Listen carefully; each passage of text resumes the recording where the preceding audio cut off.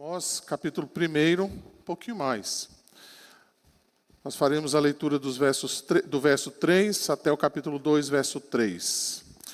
Mesmo assentado, eu queria que você prestasse bem atenção aí à leitura da palavra de Deus. Eu pedi o Albertus para colocar esse gráfico aqui, na verdade esse mapa, né?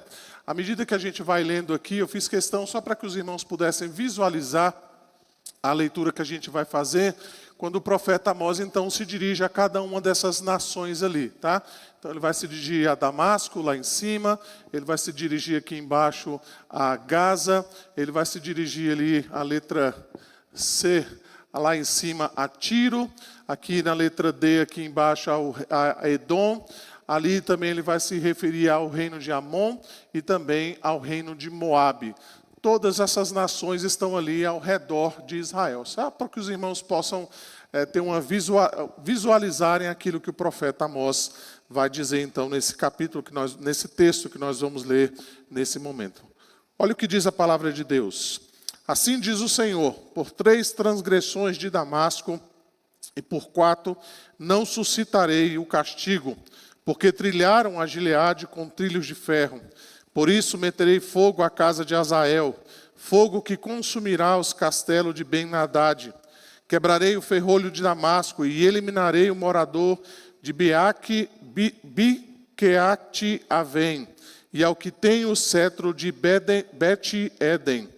E o povo da Síria será levado em cativeiro a Quir, diz o Senhor. Assim diz o Senhor, por 3 transgressões de Gaza e por 4 não suscitarei o castigo, porque levaram em cativeiro todo o povo para o entregarem a Edom. Por isso meterei fogo aos muros de Gaza, fogo que consumirá os seus castelos. Eliminarei o morador de Asdod e o que tem o cedro de Asquelon, e volverei a mão contra Ecrom, e o resto dos filisteus perecerá, diz o Senhor. Assim diz o Senhor, por 3 transgressões de Tiro e por 4, não sustarei o castigo, porque entregaram todos os cativos a Edom e não se lembraram da aliança de irmãos. Por isso, meterei fogo aos muros de Tiro, fogo que consumirá os seus castelos. Assim diz o Senhor, por 3 transgressões de Edom e por 4, não sustarei o castigo, porque perseguiu o seu irmão à espada e baniu toda a misericórdia. E a sua ira não cessou de despedaçar, e reteve a sua indignação para sempre. Por isso meterei fogo a Temã, fogo que consumirá os castelos de Bosra. Assim diz o Senhor, por 3 transgressões dos filhos de Amon e por 4 não sustarei o castigo, porque rasgaram o ventre as grávidas de Gileade, para dilatarem os seus próprios limites. Por isso meterei fogo aos muros de Rabá, fogo que consumirá os seus castelos, com alarido no dia da batalha, com turbilhão no dia da tempestade. O seu rei irá para o cativeiro, ele e os seus príncipes juntamente, diz o Senhor. Assim diz o Senhor, por 3 transgressões de Moabe e por 4, não sustarei o castigo, porque queimou os ossos do rei de Edom até os reduzir a cal. Por isso meterei fogo a Moabe, fogo que consumirá os castelos de Queriote. Moabe morrerá entre grande estrondo, alarido e som de trombeta. Eliminarei o juiz do meio dele, e a todos os seus príncipes com ele matarei, diz o Senhor. Senhor nosso Deus, nós te louvamos e te bendizemos nessa hora, Pai. Te damos graças por tua palavra que pode ser lida livremente, Senhor, nesta noite. Tua palavra que pode ser explicada e aplicada ao nosso coração, Senhor. Obrigado, Senhor, porque o Senhor nos dá a oportunidade nesta noite de podermos estar aqui, Senhor, cultuando ao Senhor. Ó Deus, e nós te pedimos que o Senhor faça a tua vontade no nosso meio. Que o nosso ouvido e o nosso coração, Senhor, estejam atentos àquilo que o Senhor tem a nos ensinar nessa noite. É o que nós te suplicamos, oramos, ó Deus, e colocamos as nossas vidas diante do Senhor, no nome de Jesus, o nosso Salvador. Amém. Irmãos, talvez uma das doutrinas mais fáceis, vamos dizer assim, de serem comprovadas na prática, é a doutrina, então, da depravação total. Essa doutrina, ela afirma, dentre outras coisas, que o pecado, ele afetou profundamente todos os aspectos da vida humana. Embora essa doutrina ela não mencione de que nós possamos ser depravados o tanto quanto nós deveríamos ou poderíamos ser, o fato é que essa doutrina então afirma que a nossa razão, os nossos sentimentos, o nosso coração, eles estão marcados profundamente com essa doença chamada pecado. Por isso, então, nós não pensamos, nós não amamos como nós deveríamos, além de nós criarmos todo tipo de ídolo no nosso coração. Ainda que a depravação total seja uma realidade na vida humana, a Bíblia vai descrever que a depravação total, ela não extinguiu totalmente aquilo que a Bíblia chama de imagem e semelhança do homem, de Deus no homem. E é interessante, né, porque muitas vezes quando a gente pensa em falar sobre a antropologia bíblica, geralmente a gente começa erroneamente exatamente pelo pecado, não é? A gente começa pela queda. Eu muitas vezes já fiz isso, né? Ao falar de antropologia, já quero falar sobre a queda. Mas nós muitas vezes esquecemos de mencionar o que vem antes, que é exatamente o fato de que Deus criou o homem segundo a sua imagem e a sua semelhança. Mesmo depois da queda, então, o homem é capaz de criar, ele é capaz de amar, ele é capaz de sentir ou ter sentimentos e até mesmo fazer coisas boas ao seu próximo. Embora o homem então seja pecador, o fato é, irmãos, que ele possui a imagem e semelhança de Deus nele. Ele possui valores. Ele possui aquilo que nós chamamos de ética. Ele sabe exatamente aquilo que é certo e é errado. Mas ele deseja de todas as formas, então, deixar Deus de fora, se livrar, então, desses preceitos de Deus, exatamente porque esses valores morais e éticos, eles apontam exatamente para este Deus que ele tenta tirar da sua vida. É exatamente aquilo que Amós está mencionando aqui. É exatamente isso que Amós está lidando quando ele se dirige então a essas nações. Só para que nós possamos recapitular um pouquinho, nós vimos então na introdução desse livro que Deus então chamou este pastor e também cultivador de sicômoro, exatamente de uma pequena vila ao sul então de Israel, chamada Tecoa.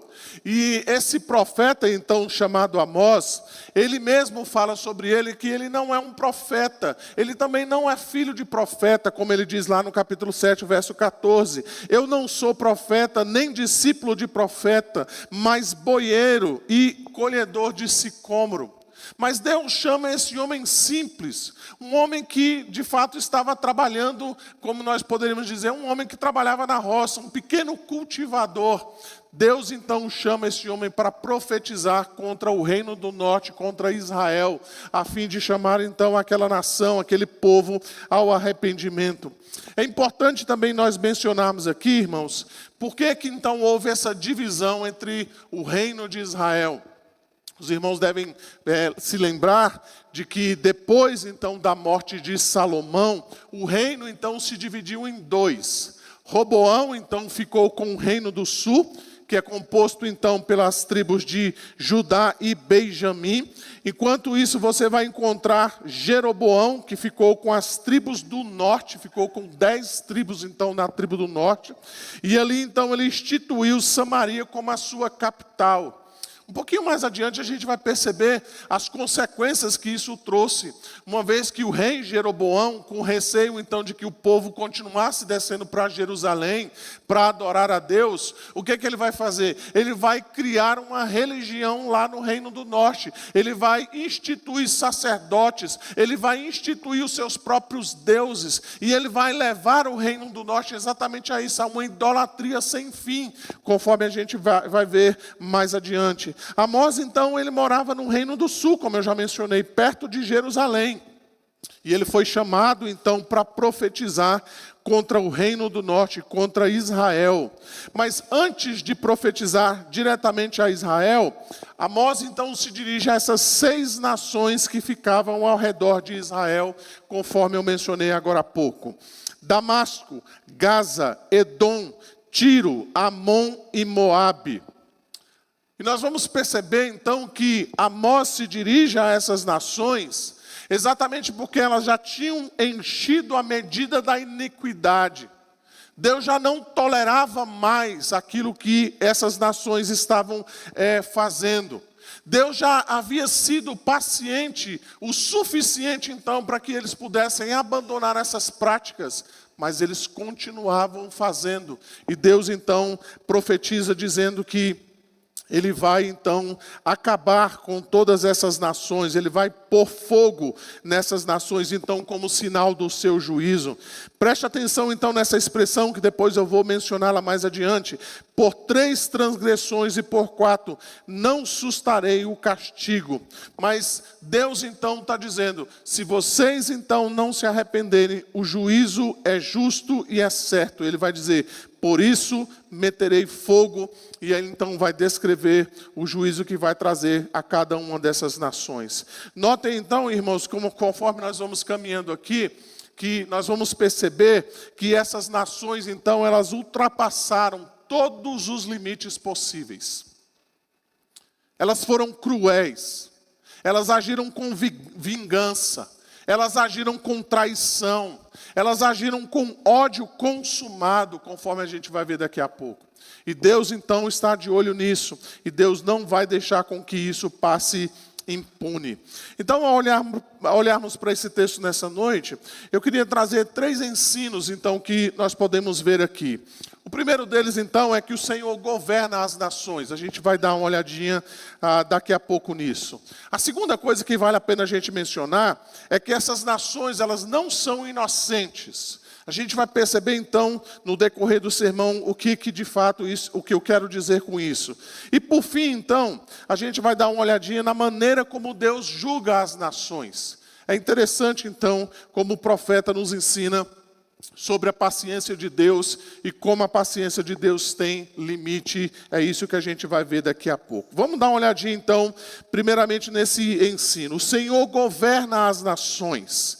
Percebam então a maneira como Amós se dirige a essas nações pagãs, a partir do verso de número 3. Ele diz, assim diz o Senhor. E ele vai então fazer isso com cada uma dessas nações. Quando ele se dirigir a cada uma dessas 6 nações, cada um dos juízos que Deus vai dizer a cada uma delas, ele vai ser precedido então com essa afirmação, assim diz o Senhor. Notem também, irmãos, que a palavra que aparece aí na nossa tradução como Senhor, ela aparece todas elas então em letra maiúscula. Exatamente porque a palavra Senhor aí é a tradução literal do nome Iavé ou Iaué, que diz respeito exatamente ao nome do próprio Deus no Antigo Testamento. Foi assim que Deus se revelou então a Moisés, quando ele se apareceu naquela sarça, e Moisés então questionou a Deus, olha, o Senhor está me mandando então para resgatar esse povo do Egito, mas se eles perguntarem a respeito do Senhor, o que é que eu vou dizer para eles? Então Deus diz lá, diga a eles que Iavé ou Iaué é o meu nome, ou seja, eu sou o que sou. É o nome então que Deus se revelou à nação de Israel. É o nome que Deus fez aliança com Israel. É o significado então de que Deus é o Deus único e verdadeiro. E o ponto então que o profeta traz aqui para nós é que o Senhor, que Iavé, ele não era crido por essas nações. Embora essas nações não tenham nenhuma revelação especial de Deus, talvez essas nações não tenham de fato um conhecimento específico a respeito da história de Deus e da história de Israel, mas Deus se dirige a esta nação como Senhor delas.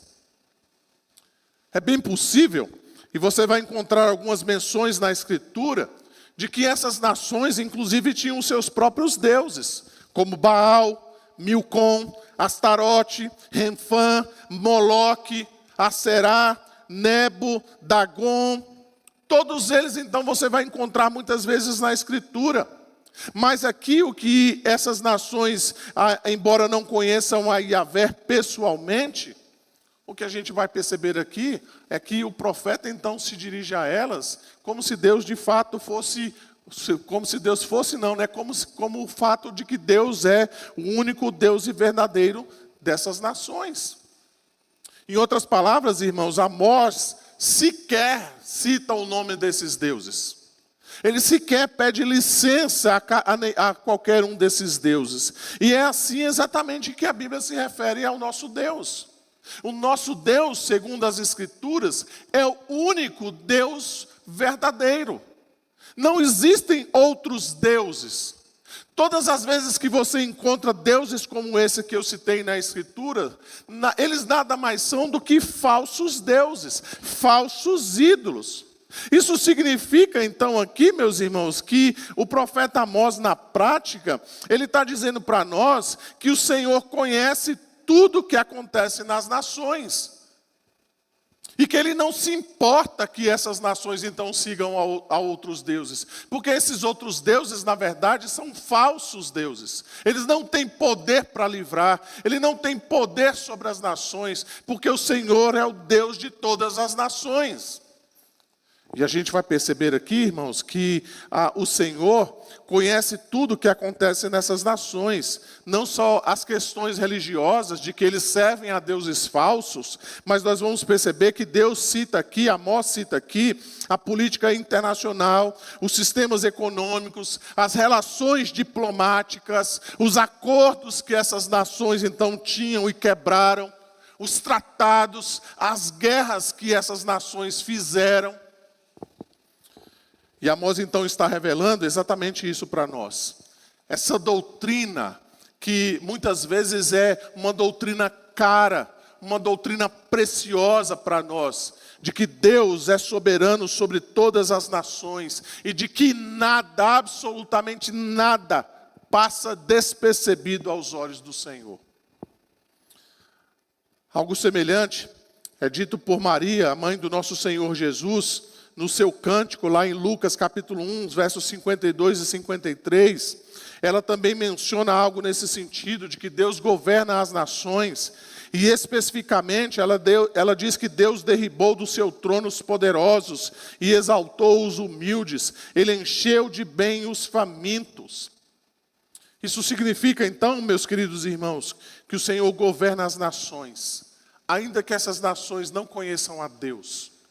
Ainda que essas nações tenham os seus próprios deuses, ainda que essas nações não tenham nenhuma revelação especial de Deus, Deus é o Senhor dessas nações. É isso que Amós está dizendo.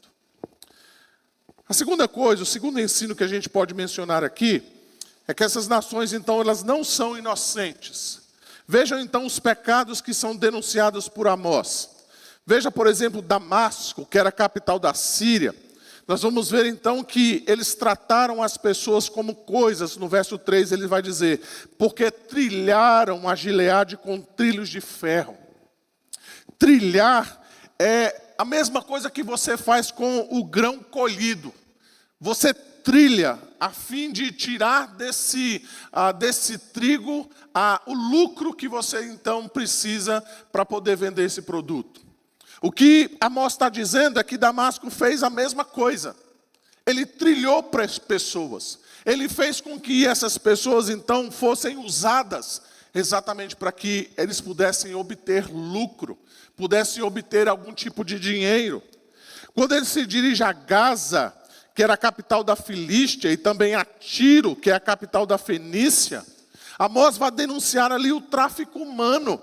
Veja no verso 6, ele vai dizer, porque levaram em cativeiro todo o povo para entregarem a Edom.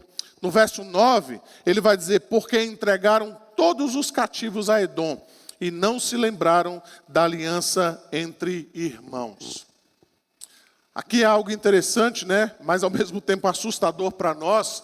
O que Amós está denunciando é que essas duas nações, Gaza e Tiro, elas então saíam à guerra e elas capturavam então os seus prisioneiros e ela usava então os seus prisioneiros e vendia então os seus prisioneiros como escravos a Edom, a fim de que eles pudessem obter mais lucro ainda, subjugando então essas pessoas certamente a maus tratos, a uma vida completamente destituída de qualquer tipo de honra, de qualquer tipo de humanidade. O reverendo Hernandes Dias Lopes, quando ele comenta sobre esse texto, ele vai dizer o seguinte: olha, o pecado de Gaza foi o amor ao lucro mais do que as pessoas. Eles traficavam vidas humanas para que eles pudessem se enriquecer. Conforme eu mencionei então, Gaza, ela vendia os seus prisioneiros de guerra. Mas percebam então que a denúncia que Amós faz a Tiro é a mesma, mas é acentuada ao fato de que Tiro então, ele quebrou promessa de aliança entre irmãos. Dito de modo popular, o que Amós está denunciando aqui é que Tiro então quebrou a palavra empenhada. Ele fez promessas, ele falou uma coisa e fez outra. Ele prometeu algo e não cumpriu. Quando se dirige então a Edom, você vai perceber então que ali está sendo denunciado quebras de tratado. Veja então que é destacado que Edom, ele não podia perseguir exatamente os seus inimigos, porque é mencionado aqui que ele era o seu próprio irmão. Veja no verso de número 11, ele diz: porque perseguiu o seu irmão a espada e baniu toda a misericórdia. Os edonitas, irmãos, são os descendentes de Esaú, que era então o irmão de Jacó, e vocês conhecem bem a história entre eles, não é? Porque Jacó havia roubado então a primogenitura de Esaú, então eles criaram ali uma guerra entre eles. Se você der uma olhadinha, por exemplo, quando o povo de Israel passou pelo deserto, os edonitas não deixaram com que Israel passasse por meio do seu território. Disseram: não, a gente não quer vocês aqui. Nós somos inimigos, a gente não quer você aí. Mais tarde você vai perceber, por exemplo, lá em 2 Reis, capítulo 16, o verso de número 5, você vai ver então que os sírios, eles atacaram Jerusalém, e os edonitas então, eles ficaram contentes com isso. Eles se alegraram com o fato, então, de que Israel estava sendo perseguida e estava sendo destruído pelos seus próprios inimigos. Mas mesmo com o ódio dos edonitas a Israel, Deus havia, então, proibido que Israel pelejasse contra os edonitas, porque Deus os considerava como irmãos, se referindo, então, exatamente a Esaú e a Jacó. Mas aqui, então, Amós denuncia o fato, então, de que Edom quebrou esta aliança de irmãos. Estava perseguindo, então, exatamente nesse sentido. O ódio de Edom, então, era agressivo, era monstruoso e era insaciável. Veja aí na continuação do verso 11, Amós, então, vai dizer: e a sua ira não cessou de despedaçar, e reteve a sua indignação para sempre. E Amós, então, está denunciando isso. Quando ele se dirige, por exemplo, a Amon, você vai ver, então, que ele está denunciando o crime de genocídio, verso 13. Porque rasgaram o ventre as grávidas de Gileade, para dilatarem os seus próprios limites. Em outras palavras, quando Amon, então, quis estender o seu território, ele não poupou nem as grávidas. Matou cada uma delas. E Deus está dizendo através do profeta Amós: eu estou vendo isso que está acontecendo. Eu estou vendo a maneira como vocês estão fazendo. Eu estou vendo o propósito do coração de vocês. Quando ele se dirige então a Moabe, você vai ver então que Moabe, inclusive, profanou os cadáveres. A Moabe, então, tinha um ódio contra também os edonitas. Se você também der uma olhadinha lá em 2 Reis, capítulo 3, os versos 26 e 27, ali você vai encontrar o registro de que o rei moabita, ele matou o primogênito do rei de Edom publicamente, em praça pública. Tamanho era o ódio, então, que um alimentava contra o outro. Mas o ódio irracional de Moabe foi além disso. porque ele profanou os mortos. Eles desenterraram o rei de Edom, que já estava sepultado. E eles reduziram, ele queimou os ossos do rei de Edom, como diz aí no capítulo 2, verso 1. Porque queimou os ossos do rei de Edom até os reduzir a cal. Então percebam aqui, irmãos. Em nenhum momento Deus diz que esses povos quebraram a lei de Moisés. Em nenhum momento Deus está dizendo, olha, vocês quebraram os meus estatutos. Embora essas nações não tenham recebido a revelação especial de Deus, embora elas não tenham o conhecimento dos 10 mandamentos escritos nas tábuas de pedra, Amós está dizendo que essas nações elas são indesculpáveis. E por que elas são indesculpáveis? Exatamente pelo fato de que essas nações, elas poderiam, e eu poderia dizer que elas deveriam saber, através então da revelação natural e também da lei gravada nos seus corações, de que todos esses pecados que elas haviam cometido, isso então afetava os princípios e as normas da palavra de Deus. Então percebam, irmãos, que embora essas nações não tivessem a revelação especial de Deus, o fato é de que eles sabiam exatamente o que estavam fazendo. Eles sabiam que eles estavam fazendo algo contrário à vontade de Deus. Essas nações deveriam saber que existe um Deus criador de todas as coisas. Elas deveriam saber sobre a questão da dignidade humana. Essas nações sabem, assim como todo homem sem Cristo sabe, que, por exemplo, a idolatria é pecado diante de Deus. Essas nações sabem que roubar é pecado, que o adultério é errado, que a mentira, a balança enganosa é errada e por aí vai. Eles sabem que aquilo que eles estavam fazendo, a crueldade que eles cometiam, inclusive contra grávidas, era algo abominável diante de Deus. E nem por isso, então, eles pararam de praticar esse tipo de coisa. E agora Amós, então, está denunciando essas nações, exatamente porque eles não são inocentes. As palavras de Paulo, então, cabem bem a essas 6 nações aqui. É o que nós encontramos lá em Romanos 1, 21 a 23.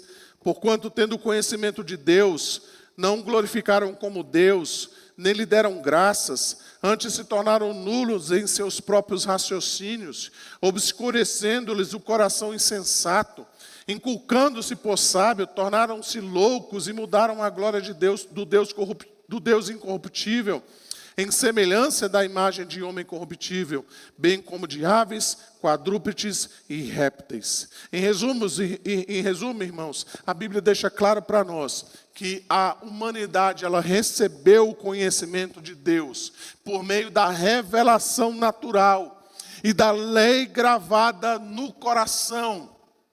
Mas o que a humanidade faz é exatamente o contrário.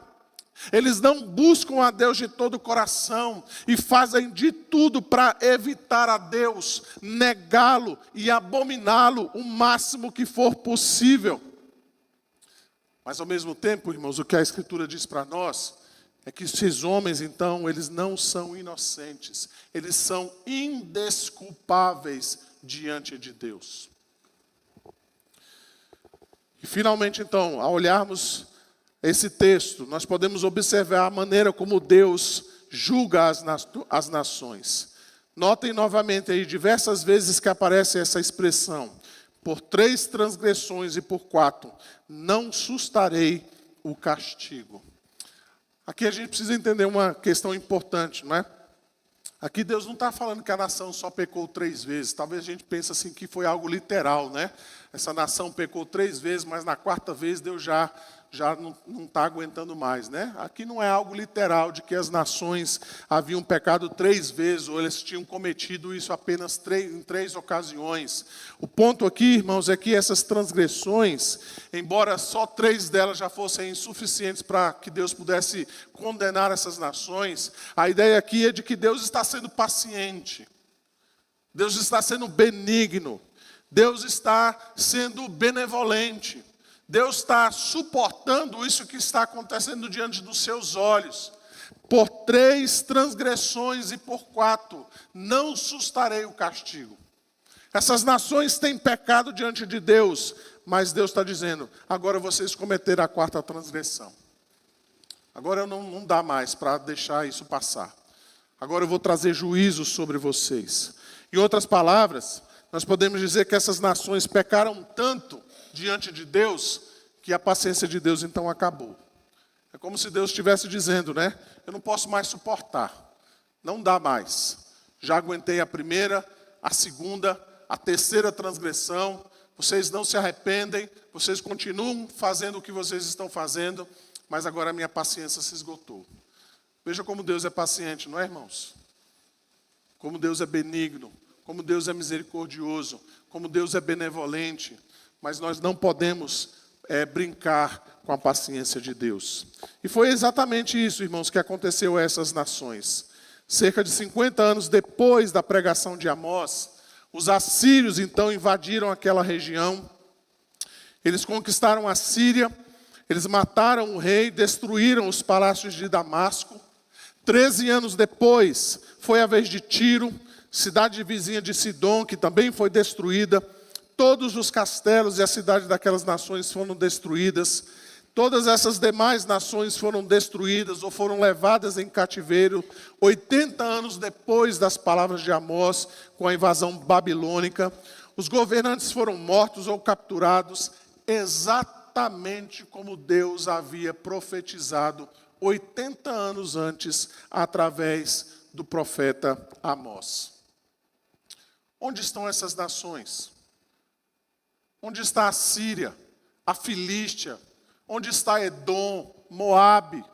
Onde estão essas nações? Todas elas, meus irmãos, foram destruídas e arruinadas, conforme a profecia que Amós trouxe aqui. Elas foram destruídas por quê? Porque Deus não suporta a 4ª transgressão. Elas pecaram diante de Deus, fizeram coisas abomináveis diante do Senhor. E Deus então foi paciente, até que chegou um dia que Deus diz, olha, não dá mais. Agora então eu vou trazer sobre vocês o castigo. Veja então a sentença que é repetida a cada uma dessas nações, a partir do verso de número 4. Por isso meterei fogo. E ele então descreve o que fará com cada uma dessas nações. Mesmo nações poderosas como Edom e a Filístia não escaparam do juízo de Deus. Deus derribou os muros, Deus derribou as portas, e aquelas nações então foram invadidas, e eles mataram todos os que estavam ali nessas nações. Aqueles que não foram mortos, foram escravizados, foram levados cativos por essas nações, assim como Deus havia prometido e havia profetizado através do profeta Amós. Quero finalizar então com as palavras de Motier, quando ele comenta então a respeito do pecado que essas nações cometeram. Ele diz o seguinte: um pecado que perpassa como um fio demoníaco. Os 6 pecados que estudamos é o pecado do egocentrismo. É isso que ele está dizendo. Todos os pecados então dessas nações se resumem em um só: o egocentrismo, o ego. Nações que pensavam somente em si mesmas. O ego vaidoso, pisando nos outros, atento ao seu próprio lucro, ignorando as obrigações desagradáveis, indulgente para com as suas motivações secretas, ignorando a todos, contanto que possa fazer o que se deseja, e detestando até o fim a todos que se atrevam a enfrentá-lo. O que Motier está dizendo é que essas nações, então, por causa do seu egocentrismo, eles fizeram tudo o que foi possível. E eles passaram por cima de todos aqueles que fossem possíveis, para que eles pudessem ter a sua vontade feita, conforme nós vimos aqui. Mas notem mais uma vez que os pecados dessas nações, eles não passaram impunes diante de Deus. Por 3 transgressões e por 4, não sustarei o castigo. Quero terminar então fazendo algumas considerações finais e algumas aplicações práticas para nós. Como nós vimos então, meus irmãos, Deus é soberano sobre todas as nações, mesmo aquelas que nunca tenham ouvido falar no nome de Deus. ainda que os povos não conheçam ao Deus único e verdadeiro, isso não significa que Deus não seja o Senhor dessas nações. Os deuses, com D minúsculo, dessas nações, não passam de falsos deuses, criações de uma mente idólatra e rebelde contra Deus. As religiões, então, elas são criadas em torno desses deuses, exatamente para trazer sobre essas nações essa idolatria. E não passa realmente de idolatria, por mais que essas pessoas sejam bem intencionadas. Até mesmo o diabo usa essas falsas religiões, esses falsos deuses, para escravizar essas nações e pessoas em particular. Mas Deus é o Senhor dessas nações, e Deus vai julgar cada uma dessas nações, conforme nós vemos aqui. Além disso, então, esse texto nos revela, irmãos, que Deus requer obediência dessas nações. E eu queria gastar um tempinho aqui com os irmãos explicando algo muito importante. Veja que no Jardim do Éden, quando Deus criou Adão e Eva, Deus então fez um pacto com Adão, que é conhecido como o Pacto das Obras. Esse Pacto das Obras, então, exigia de Adão perfeita obediência. Deus, então, esperava que Adão, então, pudesse obedecer à sua voz, pudesse obedecer, então, aos seus comandos. Especificamente, Deus havia dado aquela ordem de que Adão não poderia tocar no fruto do conhecimento do bem e do mal. Não poderia comê-lo. Então, a condição, então, era perfeita obediência. E nós sabemos exatamente como essa história acabou. Adão, então, quebrou este pacto. Ele não foi obediente a Deus. Mas o fato de que Adão não cumpriu o pacto das obras, não quer dizer que esse pacto foi anulado. Não quer dizer que esse pacto foi destruído. Significa, então, que todos aqueles que estão debaixo de Adão, eles devem cumprir o pacto das obras. E Deus exige também destes homens a perfeita obediência. O pacto da graça que nos alcança, ele só nos alcança exatamente porque Cristo Jesus cumpriu então o pacto das obras em nosso lugar. Ele foi obediente até a morte de cruz, é isso que o apóstolo Paulo está dizendo. Então, embora nós também devemos ser obedientes a Deus, e nós na verdade não o somos, nós temos esse nosso fiel escudeiro, esse nosso fiador Jesus Cristo, que foi fiel e foi obediente em nosso lugar. Embora eu e você não sejamos obedientes completamente, porque na verdade nós não somos, nós contamos com a graça de nosso Senhor e Salvador Jesus Cristo, que cumpriu cabalmente os mandamentos de Deus em nosso lugar. Mas aqueles homens que não conhecem a Cristo, que não têm o Senhor Jesus como fiador de suas vidas, que não têm o Senhor Jesus Cristo, então, como cumpridor do pacto das obras, Deus exige deles também a mesma coisa, perfeita obediência. Então, não nos enganemos, irmãos, pensando assim, as pessoas que estão no mundo aí, Deus nem liga para elas, Deus não se importa com aquilo que elas fazem, elas são desobedientes e está tudo bem, nada disso. Deus exige de cada uma delas a perfeita obediência. É por isso, então, meus irmãos, que as nações precisam de Cristo.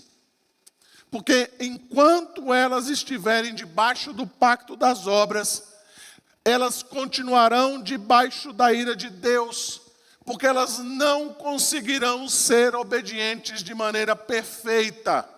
Por isso que elas precisam, então, do nosso Salvador e do nosso Senhor Jesus Cristo. É isso, então, que nós vemos nessas nações. Por que elas estão sendo punidas? Por que elas foram punidas? Porque elas foram desobedientes a Deus, ainda que elas não conhecessem os mandamentos de Deus gravadas na lei de pedra. É porque Deus exige isso dele. Ou Deus exige isso deles, essa perfeita obediência. Então é nesse sentido, irmãos, que nós podemos afirmar que não existem nações, tribos, raças ou qualquer outro indivíduo que seja inocente diante de Deus. Ainda que essas nações nunca tenham ouvido o Evangelho, não quer dizer então que elas são inocentes diante de Deus. E a gente às vezes acredita naquele mito, né, do indígena que é inocente. Não, pastor, tem uma tribo indígena num lugar tal, e lá então nunca chegou um missionário, e aquele indígena, né, por causa da inocência, pelo fato então de que ele nunca ouviu o evangelho do Senhor Jesus Cristo, Deus então vai dar um jeito e ele vai ser salvo. Não é isso que a Escritura revela para nós, irmãos.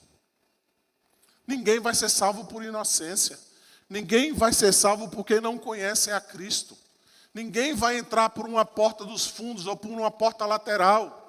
Só vai entrar por meio de Jesus Cristo, nosso Salvador. A Bíblia diz, eu nasci na iniquidade e em pecado concebeu minha mãe. Não há justo nenhum sequer, é o que diz Paulo em Romanos capítulo 3. Nós falamos sobre isso de manhã, pois todos pecaram e carecem da glória de Deus. Notem, irmãos, mais uma vez, essas nações não estão sendo punidas por Deus, porque elas rejeitaram a lei de Moisés, mas porque elas cometeram crimes bárbaros contra a humanidade. Elas não se atentaram para a revelação geral, elas não se atentaram para a lei gravada no coração, elas fizeram coisas que são desumanas. Paulo, então, ele vai atualizar exatamente as palavras que Amós está dizendo aqui, conforme o texto que eu já mencionei lá de Romanos capítulo 1. Por isso, meus irmãos, não pensem que as pessoas que criam falsas religiões, elas estão buscando a Deus, por mais bem intencionadas que essas pessoas estejam. Essas pessoas, elas estão tentando fazer exatamente o contrário. Através das religiões, elas querem ofuscar o conhecimento do verdadeiro e único Deus. Então não caia nessa conversa, não caia nessa falácia, não caia nesse mito de achar que simplesmente porque as pessoas estão bem intencionadas ou porque elas são inocentes, Deus vai salvá-las de qualquer maneira. Só existe um meio de salvação, só existe um caminho de salvação e nós conhecemos. É o Senhor e Salvador Jesus Cristo. Fora dele não há salvação. Ele é o único que pode de fato salvar. Esse texto, meus irmãos, também nos ensina a nós termos paciência e confiança em Deus. Notem então que Amós nos ensina que Deus está vendo o que está acontecendo no mundo. Ele sabe o que acontece na China, nos Estados Unidos. Deus está vendo o que acontece no Brasil. Deus sabe quem são as pessoas que estão perseguindo e matando os cristãos na Nigéria, conforme nós vimos agora há pouco. Deus sabe de todas essas coisas. Deus não está alheio à maldade, à injustiça, à imoralidade crescente. Deus é paciente, irmãos, Ele é rico em perdoar, mas se os pecadores não se arrependerem, Deus vai dizer, chega, basta. A quarta transgressão chegou, e eu não vou deixar isso passar de maneira impune. Logo, meus irmãos, o que nós podemos dizer é que o mundo, ele não é um trem desgovernado. Deus está no controle de todas as coisas. Ele sabe o que acontece nas nações, ainda que essas nações não conheçam a Deus. Ele sabe tudo o que acontece nesse mundo e ele tem pleno conhecimento de cada detalhe que está acontecendo nos bastidores.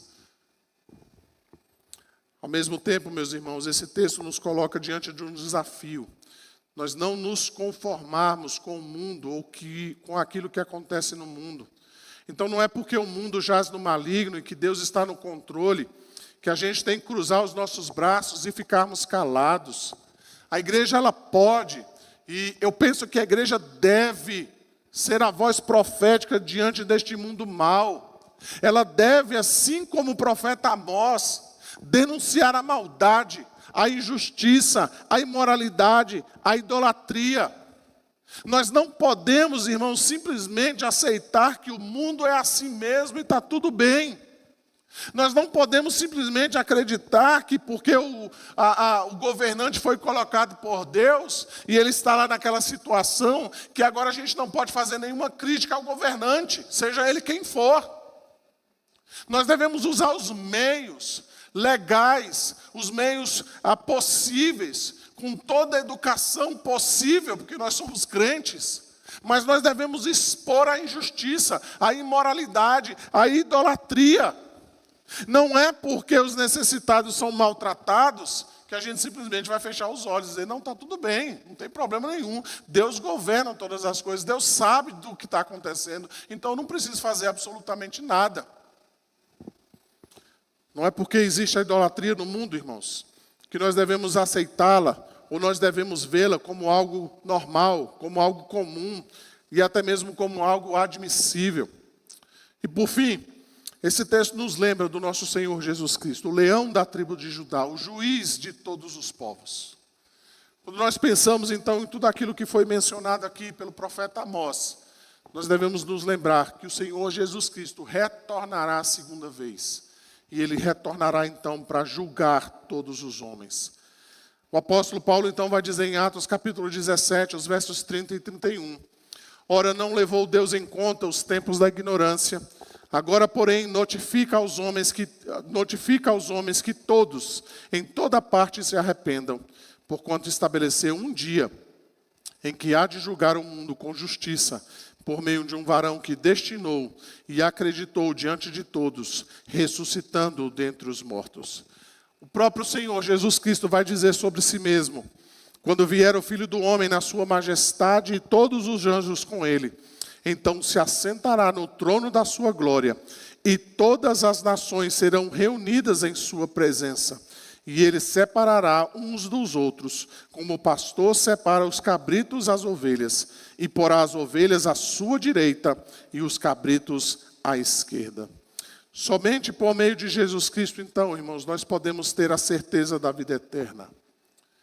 Somente por meio de Jesus, nós podemos então ter essa segurança de que um dia nós estaremos na glória, de que o mundo será julgado com justiça.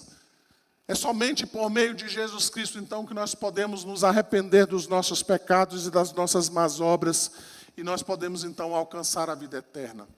Todos aqueles, então, que não se arrependerem, serão condenados a uma eternidade sem Cristo. O dia, então, que o Senhor Jesus Cristo se revelar, é isso exatamente que vai acontecer. Ele vai julgar todos os povos. Ele vai julgar os desejos e os anseios mais profundos do nosso coração. Ele trará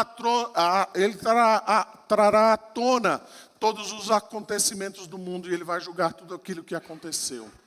Ele vai então separar as ovelhas dos cabritos, os bons dos maus, os justos dos injustos, o trigo do joio, e ele então fará justiça conforme a sua vontade.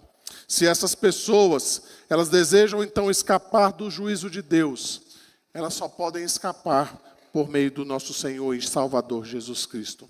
Por isso, meus irmãos, estejamos firmes em Cristo, anunciando exatamente isso, que Ele reina sobre as nações. E que as nações, então, precisam arrepender-se dos seus pecados e precisam encontrar em Cristo a segurança da sua salvação. Todo aquele que se arrepender e confessar a Jesus como Senhor e Salvador de sua vida, pode ter a garantia da vida eterna. Mas aquele que não se arrepender, aquele que rejeitar a Cristo como Senhor das nações, não terá a vida eterna, não desfrutará das bênçãos celestiais com Cristo Jesus, o nosso Salvador. Assim então, irmãos, para que nós possamos anunciar o Evangelho de nosso Senhor Jesus, Ele virá e Ele julgará todas as nações no mundo. Vamos orar nesse momento, vamos pedir a graça de Deus mais uma vez sobre as nossas vidas. Senhor nosso Deus, nós te louvamos e te bendizemos nesta hora, Senhor. Te damos graças por tua misericórdia sobre as nossas vidas. Obrigado, ó Deus, porque nós temos essa segurança de que o Senhor é o Rei de todas as nações. E assim, Senhor, confiantes no teu governo, na tua graça, na tua misericórdia, que nós colocamos as nossas vidas diante do Senhor, suplicando, ó Deus, a tua graça, suplicando, Senhor, o teu perdão, e que o Senhor nos conduza segundo o teu querer para a glória do teu santo nome. É o que nós te suplicamos e oramos em nome de Jesus. Amém. Amém.